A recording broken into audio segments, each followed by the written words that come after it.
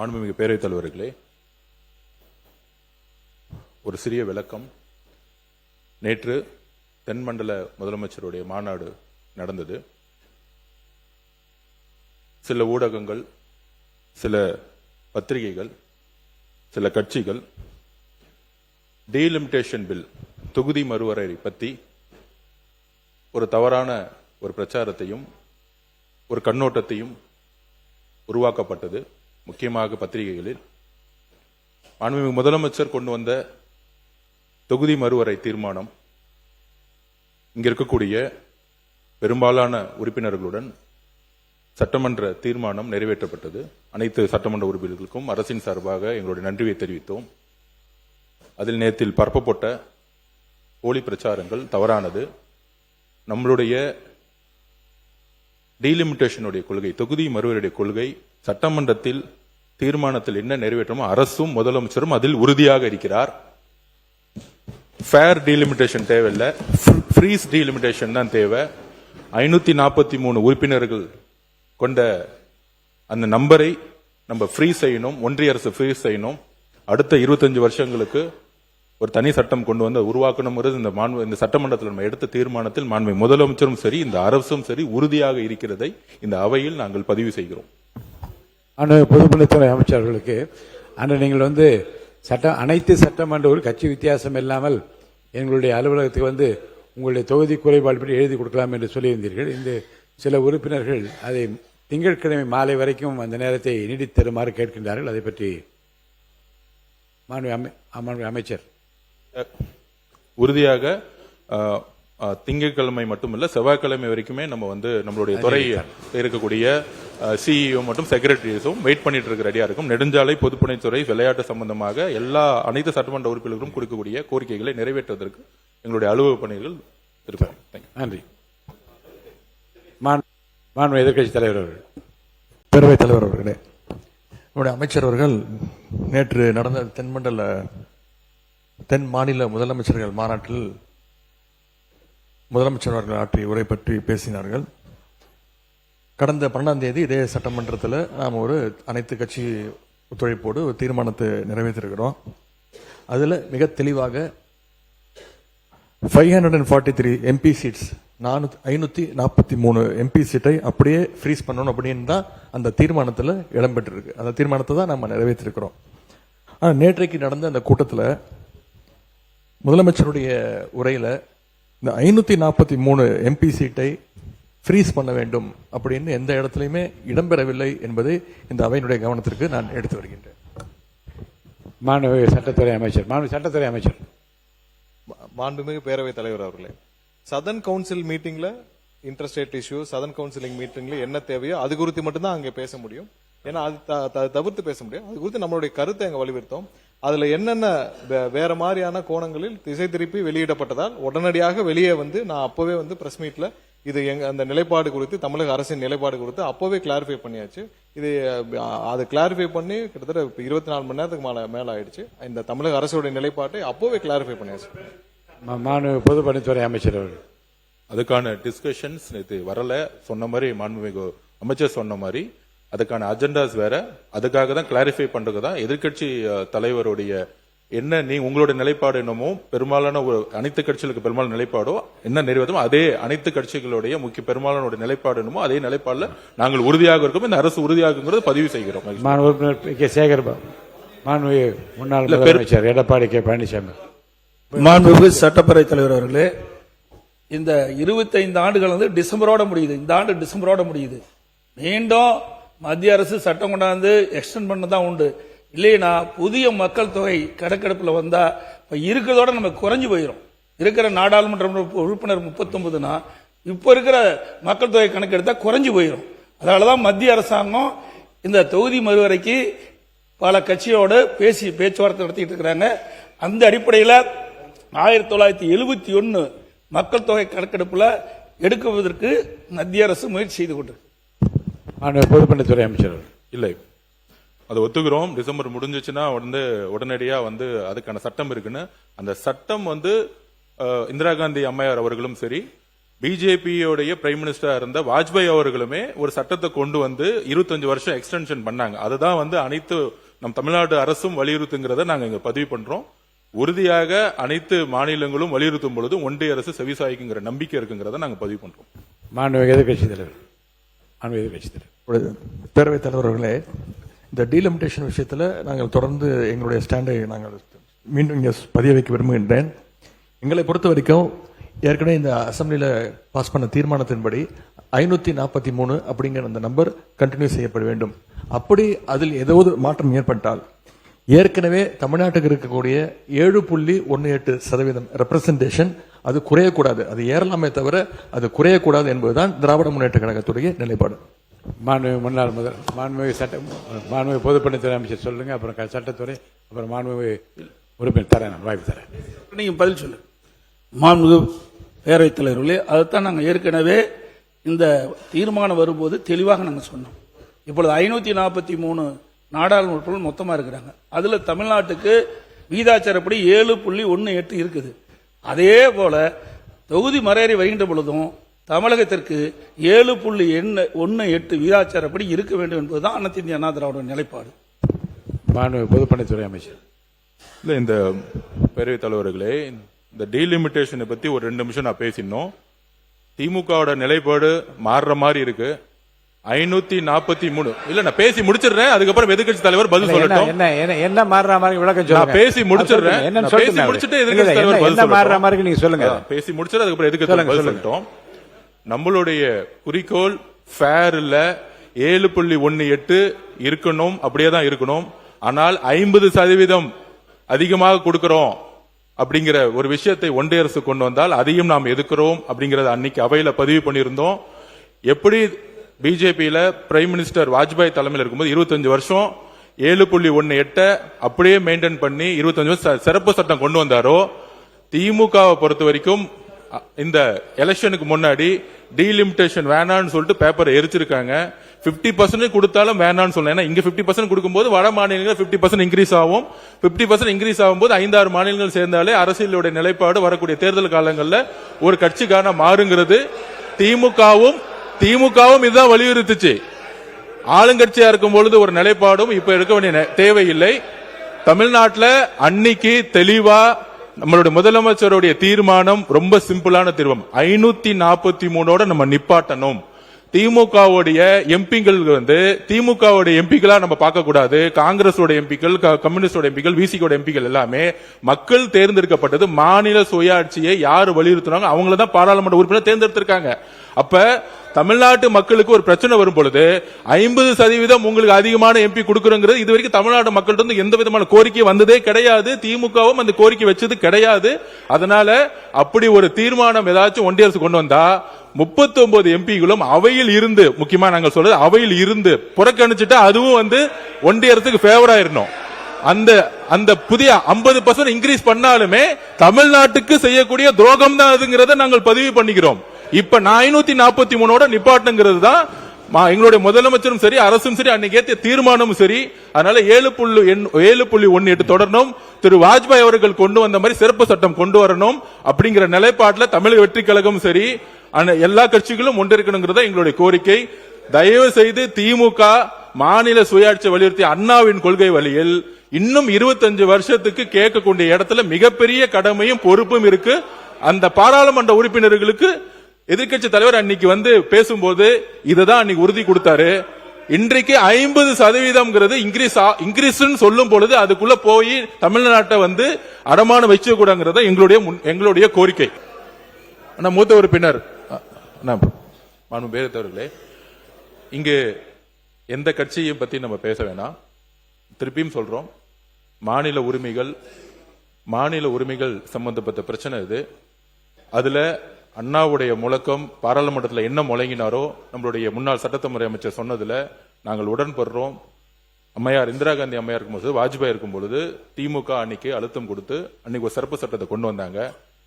இந்த 7.18 நிலைப்பாடுங்கிறது நம்ம ஒத்துக்கிறோம். ஆனால் ஒவ்வொரு காலகட்டத்திலையும் ஒன்றிய அரசு ஒரு புதுசா ஒரு பாலிசி கொண்டு வரும். இன்னைக்கு நம்ம சில உறுப்பினர்கள் சொன்னாங்க இல்ல ஒன்றிய அரசு நமக்கு இந்த மாதிரி ஒரு ஆஃபர் கொடுக்கறாங்கன்னு. இந்த கடந்த 12 வருஷமாக கொண்டு வந்த அனைத்து சட்டங்களும் முக்கியமாக தென் மாநிலம் மட்டுமே தமிழ்நாட்டுக்கு நீட்டா இருக்கட்டும் ஜிஎஸ்டியா இருக்கட்டும் அனைத்து சட்டங்களும் நமக்கு எதிராக கொண்டு வந்த சட்டம். அதுக்காக திமுகவும் போராடி இருக்கு.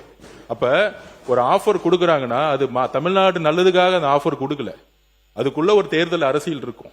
அப்ப இங்க 50% இன்க்ரீஸ் ஆகும் பொழுது முக்கியமா வட மாநிலங்களுக்கு கூடிய முக்கியமா இந்தி பேசக்கூடிய மாநிலங்கள் அளவுக்கு அதிகமான நம்பர்ஸ் அதிகமாகும், அங்கேயும் அதிகமாகும் பொழுது தேர்தல் பிரச்சாரங்கள் அதுக்கு பயன்படும். அப்ப நம்மளுடைய வாய்ஸ் எதிர்கால தேர்தல்ல இன்னும் நம்ம இழக்க வேண்டிய சூழ்நிலை வரும். அதனாலதான் அன்னைக்கு தமிழ்நாட்டிலிருந்து ஏற்பட்ட குரல், முக்கியமாக தென் மாநிலிருந்து ஏற்பட்ட குரலை அம்மையார் இந்திரா காந்தி அம்மாவும் சரி வாஜ்பாய் அவர்களும் சரி செவிசாய்த்து ஒரு சிறப்பு சட்டத்தை கொண்டு வந்தாங்க. நம்மளுடைய சகோதரர் நம்மளுடைய சட்டமன்ற உறுப்பினர் சொல்ற மாதிரி பாராளுமன்ற உறுப்பினர்களுடைய பணி லோக்கல் அட்மினிஸ்ட்ரேஷனுடைய ஒர்க் கிடையாது. பாராளுமன்றத்தில் போய் சட்டத்தை இயற்றக்கூடிய பணி அவங்க லோக்கல் அட்மினிஸ்ட்ரேஷன்ல வர வேண்டிய அவசியம் இல்ல. அதனால பாப்புலேஷன் பேஸ் பண்ணி இது அந்த காலத்துல இருந்து இப்ப இல்ல, இந்திரா காந்தி அம்மையார் காலத்துல இருந்து வாஜ்பாய் அம்மையார் காலத்துல இருந்து எல்லா கட்சிகளும் 7.18 பாப்புலேஷன் பேஸ் பண்ணி தான் பிக்ஸ் செய்யப்பட்டது. அது முதல் நீங்க புரிஞ்சுக்கோங்க. அது ஒண்ணு புதுசா, அது ஒண்ணு நம்மளுடைய இப்ப நம்ம இந்தியாவிலே அதிகமான ஜிடிபியில தமிழ்நாடு நம்பர் 2 இருக்கு. இப்படி மத்திய அரசு சொல்லலாமே, ஒன்றிய அரசு அதிகமான ஜிடிபிக்கு அதிகமான எம்பி கொடுக்கலாம்னு சொல்லாமே. நம்ம கஷ்டப்பட்டு எஜுகேஷன் உருவாக்கி இருக்கோம். கீழ இருந்து நம்ம பாத்தீங்கன்னா 40 காலத்துல நம்மளும் ஒரு பின்னாடி இருந்த மாநிலமா இருந்திருக்கோம், கடினப்பட்டு முன்னேறி மேல வந்திருக்கோம். அப்ப ஒரு சிறப்பு இந்தியாவிலே அதிகமான பொருளாதாரத்தை உருவாக்கிய மாநிலத்துக்கு ஒரு சிறப்பு பிரதிநிதித்துவம் கொடுக்கலன்னு நம்ம கொடுத்திருக்கலாமே. ஏன் இது வரைக்கும் நம்ம கொடுக்கல? அப்ப நம்ம அன்னைக்கு சொன்னது அவையில புரிஞ்சுக்கல. தமிழ்நாட்டில இருந்து தென் மாநில இருந்து ஒரு பிரதம மந்திரி உருவாகணும்னா ஒரு கட்சி சார்ந்து ஒருத்தர் பிரதம மந்திரி ஆகணுங்கிறத நாங்க சொல்ல வரல. நம்மளுடைய குரல் பாராளுமன்றத்தில் இப்ப இருக்கக்கூடிய எம்பிகளுக்கு 3 நிமிஷம் பேச டைம் கிடைக்க மாட்டேங்குது. இது எல்லா உறுப்பினருக்கும் சொல்லிட்டே இருக்காங்க. வருஷம் 365 நாள்ல அண்ணன் திருமாவளவன் அடிக்கடி பதிவு பண்ணிட்டே இருப்பாரு. ஏன் அண்ணன் அன்புமணி அடிக்கடி பதிவு பண்ணிட்டே இருக்காரு, நான் எம்பியா இருக்கும்போது எனக்கு ஒரு 3 நிமிஷம் கூட டைம் கிடைக்கல. இப்படி இருக்கும் பொழுது நாளைக்கு 850 எம்பி ஆக்குறீங்க, இன்னும் ஒரு பாப்புலேஷன் இங்க 1000 எம்பி ஆக்கீங்களா, 1500 எம்பி ஆக்கீங்களா? ஒண்ணு இல்ல. இப்ப இங்க இருக்க 234 எம்எல்ஏ பாப்புலேஷன் பேஸ் பண்ணி நம்ம 500 எம்எல்ஏ ஆகுனா எல்லாத்துக்கும் பேசுறதுக்கு வாய்ப்பு கிடைச்சிருமா? அப்படி கிடையாது. இது அண்ணா சொன்னதுதான். பெரும்பான்மையை பேஸ் பண்ணி ஒரு ஜனநாயகத்தை உருவாக்க முடியாது. அதுதான் அண்ணா சொன்னாரு. அதுல நாங்கள் உடன்படுறோம். 7.18 நீங்க ஃப்ரீஸ் பண்ணி தான் ஆகணும். 50% எம்பியை நீங்க இன்க்ரீஸ் பண்ணீங்கன்னா இல்ல அதுல ஒரு சூழ்ச்சமா இருக்கு. அதுதான் நான் திருப்பி சொல்றேன். 7.18 நாங்க 50% எம்பி தரோம் அப்படின்னா வட மாநிலங்களோட பிரதிநிதித்துவம் அதிகமாகும். திருப்பி யூபியோட பிரதிநிதித்துவம் அதிகமாகும் பொழுது, பீகார் ஆகும் போது, மத்திய பிரதேசம் ஆகும் போது, குஜராத் ஆகும் போது இந்தி பேசக்கூடிய மாநிலங்களுக்கு 50% இன்னும் எம்பிக்கள் அதிகமா கிடைப்பாங்க. இப்ப தமிழ்நாட்டில இருந்து எந்த மக்களும் கோரிக்கை கொடுக்கவில்லை எங்களுக்கு எம்பி அதிகமா வேணும். இப்ப தருமபுரி மக்களோ கிருஷ்ணகிரி மக்களோ இல்ல இங்க சென்னையில இருக்கவங்களோ எங்களுக்கு பாராளுமன்றத்தை உடைச்சு இன்னொரு எம்பி ஆக்குன்னு எங்க கோரிக்கை வந்துச்சு? தமிழ்நாடு மக்கள் இது வரைக்கும் எந்த கோரிக்கை இல்லையே. தமிழ்நாட்டில இருந்து கோரிக்கை வச்ச நீட்டை அபாலிஷ் பண்ணல, ஜிஎஸ்டி அபாலிஷ் பண்ணல, எஜுகேஷன் சட்டத்தை அபாலிஷ் பண்ணல. ஆனா தமிழ்நாட்டில இருந்து கோரிக்கை இல்லாம ஒன்றிய அரசு 50% கொடுக்குன்னு சொல்லும் பொழுது அங்க ஒரு அரசியல் இருக்குங்கிறத இங்க இருக்கவங்க எல்லாத்துக்கும் தெரியும். திமுக அதில் உடன்படிக்க கூடாதுங்கிறதா எங்களுடைய வேண்டுகோள். ஏன்னா திமுக கிட்ட எம்பிக்கள் இல்ல 50% உடன்படிக்க கூடாது. அதுதான் நான் சொல்ல வரேன். 50 நமக்கு அதுல உடன்படிக்கலன்னா ரொம்ப சந்தோஷம். அதுல எந்த விதமான கருத்து வேறுபாடு கிடையாது. நான் திருப்பி சொல்லி போறேன். மாநில கொள்கையில் வரும்போது நாம் எல்லாம் இணைந்துதான் ஆகணும். நான் திமுக எதிராக எந்த கருத்தையும் சொல்லல. தமிழக வெற்றி கழகமும் திமுகவும் அதிமுக ஒரு நிலைப்பாடு எடுத்துருச்சு, அது ஓகே. ஆனால் எப்படி வாஜ்பாய் காலத்திலயோ எப்படி அம்மையார் இந்திரா காந்தி காலத்திலயோ மாநில உரிமைக்காக எல்லோரும் சேர்ந்தோமோ திமுகவும் காங்கிரசும் விசிகேவும் கம்யூனிஸ்ட் தோழர்களும் ஐயுமும் எல்லோரும் சேர்ந்து அப்படி ஒரு 50% வந்தால் கடுமையா எதிர்த்து நிக்கணும். அதுல நாங்க பதிவு பண்றோம். திமுக எதிர்த்து நின்னாங்கன்னா ஏப்ரல் மாசத்துல இந்த பில்ல வராம பாத்துக்கிட்டு திமுக எம்பிக்கள் காரணம் அதையும் நான் பதிவு பண்றேன். மாநில உரிமை வரும்போது திமுக தான் எதிர்த்து நின்னாங்க. அதுல நாங்க எந்த திமுக செய்த நல்ல விஷயத்தை நாங்க செய்யல நாங்க சொல்ல வரல. இப்ப தமிழக வெற்றிகளுக்கு எம்பிக்கள் இல்ல. ஆனா மக்கள் தேர்ந்தெடுத்தது திமுக 2024 மக்கள் தேர்ந்தெடுத்த மிகப்பெரிய பொறுப்பை திமுக கொடுத்திருக்காங்க. அதோட காங்கிரஸோட சேர்ந்து எல்லோரும் சேர்ந்து நம்ம கடுமையான ஒரு பதிவை பண்ணுங்கிறதா எங்களுக்கு வேண்டுகோள். விவாதம். மாண்புமிகு முன்னாள் முதலமைச்சர் எடப்பாடி பழனிசாமி அவர்கள். மாண்புமிகு பேரவைத் தலைவர்களே, மாண்புமிகு பொதுப்பணித்துறை அமைச்சர் ஏதோ காரணம் காட்டினாங்க. இது சட்டம். அது சட்டப்படி தான் நடக்கும். ஏன்னா 2026 டிசம்பரோட முடியுது. அப்போ இதுக்கு ஏதாவது ஒரு சொல்யூஷன் கிடைக்கலனா புதிய மக்கள் தொகை கணக்கெடுப்பு தான் வரும். நீங்க குறைன்னு நினைக்கிறீங்களா அதிகப்படுத்துன்னு நினைக்கிறீங்களா அதை முதல்ல சொல்லுங்க. இப்ப இருக்கிற நாடாளுமன்ற உறுப்பினரோட குறையுதா இல்ல அதிகப்படுத்தணுமா? அதுக்கு முதல்ல நீங்க தெளிவுபடுத்துங்க. மாண்பு பொதுப்பணித்துறை அமைச்சர். மாண்புமிகு பேரவைத் தலைவர்களே, முன்னாள் முதலமைச்சருக்கு நாங்கள் என்ன சொல்ல வேண்டும் நல்லாவே புரியும். வாஜ்பாய் அவர்கள் இதே மாதிரி மக்கள் தொகை கணக்கெடுப்பு முடிஞ்ச உடனே தமிழ்நாட்டுடைய கோரிக்கையும் சரி, தென் மாநில கோரிக்கையும் சரி, 25 வருஷத்துக்கு சிறப்பு சட்டம் கொண்டு வந்து பண்ணாரு. அதுதான் நம்மளுடைய கோரிக்கை. அதுதான் தென் மாநிலங்கள். இது நம்ம மட்டும் இல்ல, சிறப்பு சட்டம் ஒன்றிய அரசால் கொண்டு வர முடியும். அதுக்கு உங்களுடைய எம்பிகளும் மாநில உரிமைக்காக குரல் கொடுங்கிறது எங்களுடைய வேண்டுகோள். இதுதான் நம்ம சொல்றோம். பிஜேபியோடைய பிரைம் மினிஸ்டர் இருந்த வாஜ்பாய் அவர்கள் மாநில உரிமைக்காக, முக்கியமா தமிழ்நாட்டோட உரிமைக்காக வந்து சிறப்பு சட்டம் கொண்டு வந்த மாதிரி நமக்காக ஒரு சிறப்பு சட்டம் கொண்டு வராங்க. அதுல 50% தமிழக மக்களுக்கு எந்த கோரிக்கை இல்லைங்கிறத நாங்க பதிவு பண்றோம். தமிழக மக்களுக்கு கோரிக்கை இல்லாம போது நீங்க ஒரு கோரிக்கை வைக்காதீங்கிறத நாங்களோட வேண்டுகோள். உறுப்பினர் கே நேரு அவர்கள். நான் சொல்லிடுறேன், சேர்த்து சொல்லிருங்க. அவை முன்னவர் மாண்புமிகு பேரவைத் தலைவர் அவர்களே, தெளிவாக இன்றைக்கு இந்த பிரச்சனை வருவதற்கு காரணமே கேட்டால் மின்துறை அமைச்சர் அவர்கள் சொன்னால் நேற்று இந்த சப்ஜெக்டே வரல. ஆனால் பத்திரிகையில் 543 இல்ல 7.18 வந்தால் நாங்கள் ஒத்துக்கிறோம்னு சொன்ன மாதிரி பத்திரிகையில் செய்தி வந்ததுனால தான் இந்த பிரச்சனை இப்போ சபையில் வந்திருக்கு. அன்னைக்கு தீர்மானத்திலிருந்து நாங்கள் ஒன்றும் வலுவல, திமுகவை பொறுத்த வரைக்கும் அந்த தீர்மானத்தில். ஆனால் ஒருவேளை மாற்றம் வருகிறது என்று சொன்னால் தமிழ்நாட்டில் 7.18% குறையாமல் எங்களுடைய பாதிக்காமல் இருக்க வேண்டும் என்பதுதான் திமுகவினுடைய நிலைப்பாடு. ஒன்று நான் சொல்லிடுறேங்க, எப்படி அவர் சொல்றார் 5 மாநிலங்கள் சேர்ந்தால் ஆட்சி வந்து விடுவார்கள். 543 50% என்று சொன்னால் இது 49 59 வந்தால் அது 120 தான் வரும். அப்போது மெஜாரிட்டி வரணும்னா 400 சீட்டு இருந்தால் தான் மெஜாரிட்டி வர முடியும். நீங்க எடுத்தோன்னா 3 மாநிலம் சேர்த்து எப்படி வர முடியும்? இன்னைக்கு இருக்கிற நிலை தான் நாளைக்கு வரும். ஒருவேளை தமிழ்நாட்டுக்கு அதிகமான எம்பிக்கள் கிடைக்கும் பாதிக்காத அளவுக்கு என்று சொன்னால் திமுக அது கொள்கை 7.18 குறையக்கூடாது என்பதுதான் எங்களுடைய எண்ணம். இந்த மாண்புமிகு சட்டத்துறை அமைச்சர் மாண்புமிகு பேரவைத் தலைவர் அவர்களே, இது நேத்தே வந்து இப்ப திமுக நிலைப்பாட்டுல தான் எங்க எல்லாருக்கும் சந்தேகமா இருக்கு. ஏன்னா திரும்பவும் என்னன்னா இதுவரை ஒரு வார்த்தை கூட இந்த சட்டம் கொண்டு வரப்பட்டால் திமுக எதிர்த்து வாக்களிக்கும் ஒரு வார்த்தை கூட திமுக தரப்பிலிருந்து வரவில்லை. அது ஒரு முக்கிய விஷயம். ஏன்னா இதுவரை இந்த சட்டம் கொண்டு வரப்பட்டால் நாடாளுமன்றத்தில் நாங்கள் எதிர்த்து வாக்களிப்போம்னு ஒரு வார்த்தை, ஏன்னா இது 10 நாளா டிஸ்கஸ் பண்ணிட்டு வரோம், ஒரு வார்த்தை கூட நாங்கள் எதிர்த்து வாக்களிப்போம்னு இதுவரைக்கும் சொல்லவில்லை. அதுதான் எல்லாருக்கும் சந்தேகத்தை ஏற்படுது. மறைமுகமாக இவர்கள் யாருக்காவது ஆதரிக்கிறது இதுக்கான வெளிப்பாடுகள் இருக்காங்க. அவை முன்னவர் பொதுப்பணித்துறை அமைச்சர். அரசியல் பசப்பு வார்த்தைகள்லாம் வேண்டாம். ஒன்னே ஒண்ணுதான், 7.18 543 ஃப்ரீஸ். இவ்வளவுதான் நம்மளுடைய தீர்மானம். 50% ஆஃபர் கொடுத்தா மாண்பு எதிர்க்கட்சியில் பதில் சொல்லணும். சட்டம்லாம் இல்ல, 50% வந்து சட்டம்லாம் கிடையாது. 50% சட்டம் கிடையாது. தயவு செய்து புரிஞ்சு கொள்ளுங்கள். 50% மாநிலத்துக்கு கொடுக்கிறது சட்டம் கிடையாது. திரு வாஜ்பாய் அவர்கள் எப்படி 25 வருஷம் அன்னைக்கு திமுக கொடுத்த கோரிக்கை ஏற்று பண்ணாங்களோ, இதுதான் நாங்க திருப்பி சொல்றோம். திரு வாஜ்பாய் அவர்கள் எப்படி மக்கள் தொகை கணக்கு முடிஞ்சவன தென் மாநிலங்கள் கோரிக்கையை ஏற்று எப்படி வந்து 543 ஃப்ரீஸ் பண்ணாங்களோ அதே சிறப்பு சட்டத்தை கொண்டு வரணுங்கிறதா தமிழ்நாட்டுடைய கோரிக்கை. அதான் தீர்மானம். பெரும்பாலான நபர்கள் அதுக்கு தான் ஓட்டும் போட்டு அந்த தீர்மானம் நிறைவேற்றணும். இப்ப திமுக திருப்பி நம்மள மூத்த உறுப்பினர் 7.18 நினைக்கணும். அதுக்கு மேல இல்ல நான் கேட்ட ஒரு சொல்லல, நான் கேட்ட கேள்விக்கு ஒரே ஒரு உங்களுடைய இல்ல அண்ணன் நேரு அண்ணன் வந்து சொன்ன வார்த்தைகள் இன்னும் முழுமை பெறல.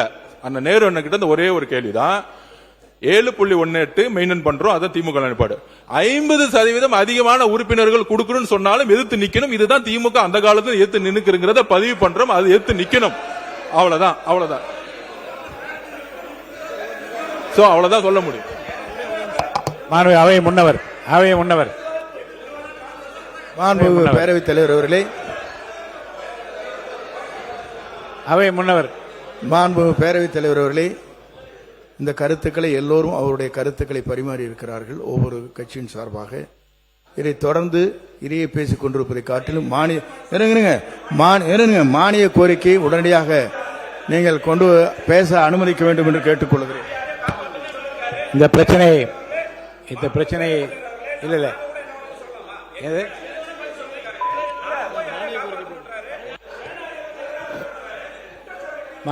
மாண்புமிகு அமைச்சர் உட்காருங்க.